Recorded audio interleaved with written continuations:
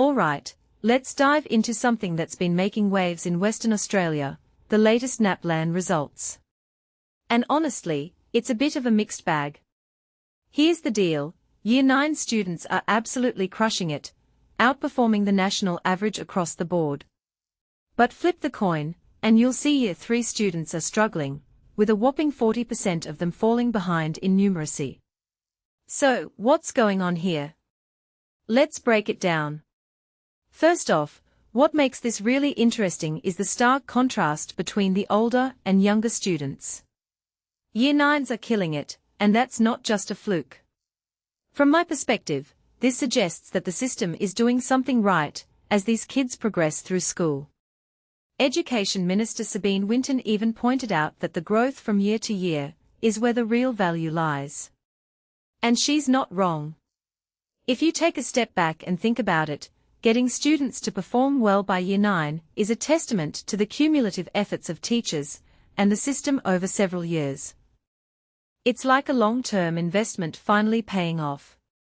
But here's where it gets concerning, the Year 3 results.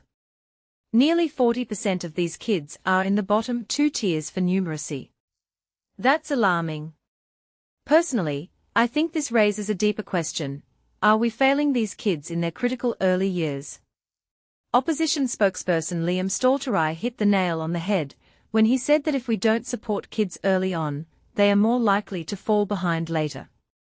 And let's be real, Year 3 is no joke, it's when the foundation for future learning is laid. If kids are struggling with numeracy at this stage, it's not just a red flag, it's a siren. What many people don't realize is that these results aren't just numbers on a page. They reflect broader trends, like the increasing number of children with developmental delays and complex needs entering the school system. Winton mentioned hearing this anecdotally, and the data seems to back it up. This isn't just a WA problem, it's a national issue. But here's the thing, if we know this is happening, why aren't we doing more to address it? Stalterai pointed out low student-to-teacher ratios and teacher burnout as potential culprits. And honestly, that makes sense. Teachers are on the front lines, and if they are burning out, the kids are the ones who suffer. Now, let's talk about the improvements, because it's not all doom and gloom. Year 5 grammar and punctuation scores are up, and Year 7 numeracy saw a slight increase too. That's something to celebrate, right? But here's the catch, these improvements are marginal, and they are overshadowed by the 1.7% drop in Year 3 writing scores. It's like taking 1 step forward and 2 steps back. What this really suggests is that while there are pockets of progress, the system is still struggling to address the root causes of these disparities.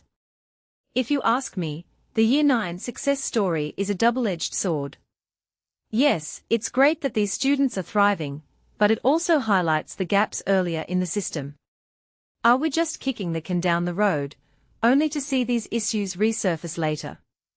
Or is there something fundamentally different about how we approach education for older students versus younger ones?